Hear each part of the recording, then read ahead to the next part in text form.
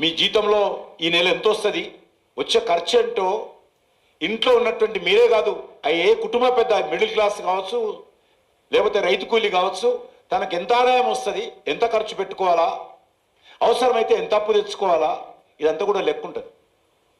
కానీ ప్రభుత్వాలు నడిపే కోట్ల మంది బ్రతుకులు వాళ్ళ చేతిలో ఉంటాయి. ఈ యొక్క వ్యవస్థ అంతా కూడా వాళ్ళ చేతిలో ఉంటుంది. కానీ వీళ్లకు ఆలోచన లేదు. ఈ ప్రభుత్వానికి వచ్చేటువంటి 5 సంవత్సరాలతో ఈ సంవత్సరం బడ్జెట్ పెట్టే ముందు ఎంత ఆదాయం వస్తుంది, ఎంత ఖర్చు అవుతుంది, ఎంత అప్పు తీసుకోవాలి, ఈ అప్పు ఎట్లా తెరచాలి, ఇప్పుడు ఉన్నటువంటి అప్పుకు వడ్డీ ఏ రకంగా కట్టాలి, ఈ పథకాలు ఏ రకంగా అమలు చేయాలి, ఉద్యోగస్తుల జీతాలు ఎవరు ఇవ్వాలి, టీచర్ల జీతాలు ఎవరు ఇవ్వాలి, జీతాల డిఏలు ఎవరు ఇవ్వాలి, రిటైర్మెంట్ ఎంతమంది అవుతారు, వాళ్ళకి ఎంత రిటైర్మెంట్ బెనిఫిట్స్ ఇవ్వాలి, ఏది కూడా కల్పన లేకుండా, ప్లానింగ్ లేకుండా, క్యాలిక్యులేషన్ లేకుండా ఇష్టారాజ్యంగా గుడ్డెద్దు చేలో పడ్డట్టు ఈరోజు ఈ ప్రభుత్వాలు నడుపుతున్నారు. ఇది ఎక్కువ కాలం నడవదు.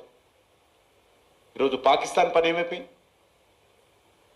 శ్రీలంక పని ఏమైపోయింది, హిమాచల్ ప్రదేశ్ పరిస్థితి ఏముంది, కాంగ్రెస్ పార్టీ ప్రభుత్వం అక్కడ, కర్ణాటకలో కాంగ్రెస్ పార్టీ ప్రభుత్వ పరిస్థితి ఎక్కువ, తెలంగాణ పరిస్థితి అంతే వచ్చింది.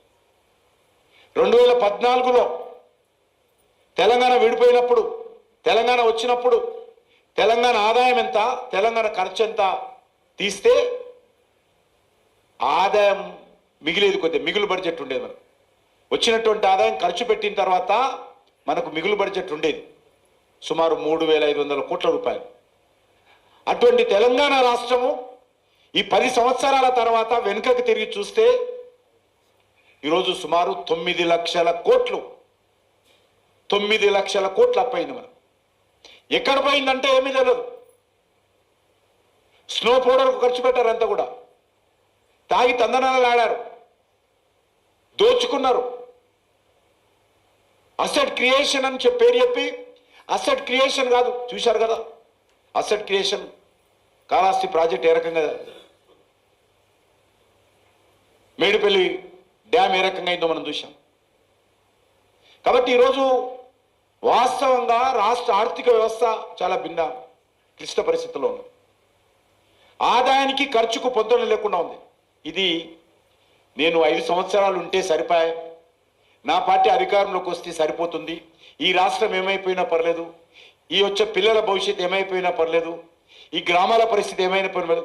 ఎందుకంటే ప్రభుత్వ ఆర్థిక వ్యవస్థ దెబ్బతింటే నష్టపోయేది పేదవాడు, మధ్యతరగతి ప్రజలు, ఇబ్బందులకు గురయ్యేది వాళ్ళు.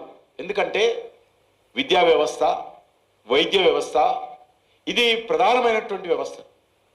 ఈ ప్రభుత్వ ఆధారంలో నడిచేటువంటి వ్యవస్థల మీదనే ఆధారపడి middle class, lower middle class families జీవితాలు కొనసాగుతాయి. ఈ 2 వ్యవస్థలు దెబ్బతింటే, ఆర్థిక వ్యవస్థ దెబ్బతింటే ఎక్కువగా నష్టపోయేది పేదవాడు. అప్పర్ క్లాసెస్ ఏదో రకంగా బతుకుతారా, వాళ్ళ సేవింగ్స్ ఉంటాయి, ఇతర రాష్ట్రాల్లో ఇతర దేశాల్లో వాళ్ళకి సంబంధించిన వ్యవస్థ ఉంటుంది, బతుకుతారు. కానీ దెబ్బతినేది వీళ్ళే. అటువంటి ఒక ప్రమాదకరమైనటువంటి పరిస్థితుల్లో ఈరోజు తెలంగాణ రాష్ట్రం ఉంది. దీన్ని అందరూ కూడా ఆలోచన చేయాల్సిన అవసరం ఉంది. ఏ రకంగా ఈరోజు ప్రజలకు ఇచ్చారు హామీలు అమలు చేయడం కోసం కావలసినటువంటి స్ట్రాటజీ ఏంది, ఏ రకంగా ఆర్థిక వనరులు మీరు సమకూర్చుకుంటారు, ఎంత ఖర్చు అవుతుంది, ఆ ఖర్చుకు కావాల్సినటువంటి వనరులు ఏ రకంగా సమకూర్చుకుంటారో ఈ ప్రభుత్వాల దగ్గర లేదు. అందుకే నేను మేధావులైనటువంటి మీ అందరినీ కోరుతాను, ఇది ఒక పార్టీకి ఓటేస్తున్నట్టు, ఒక అభ్యర్థికి ఓటేస్తున్నటువంటి కాదు, తెలంగాణ భవిష్యత్తును రక్షించుకోవడం కోసం వేసేటువంటి 2వ వాడుగా నేను అనుకుంటున్నాను. ఈ రాష్ట్రాన్ని మనం రక్షించుకోకపోతే, ఈరోజు బీజేపీ ప్రభుత్వాలు ఉన్నాయి, బీజేపీ ప్రభుత్వాలు ఉన్న దగ్గర ఎక్కడ కూడా ఈ రకమైనటువంటి పరిస్థితి లేదు, ఇంత అధ్వానమైనటువంటి ఆర్థిక వ్యవస్థ లేదు. మేము కూడా అక్కడక్కడ ఎలక్షన్స్లో తప్పదు కాబట్టి కొన్ని హామీలు ఇవ్వాల్సి వస్తుంది, ఇవ్వాలి కూడా. పేద ప్రజలకు హామీలు ఇవ్వడంలో తప్పు లేదు, పేద ప్రజలను మెరుగుపరచడంలో తప్పు లేదు. కానీ ఏ పేదవాడు కూడా అడగని హామీలు ఓట్ల కోసం ఇస్తుంది.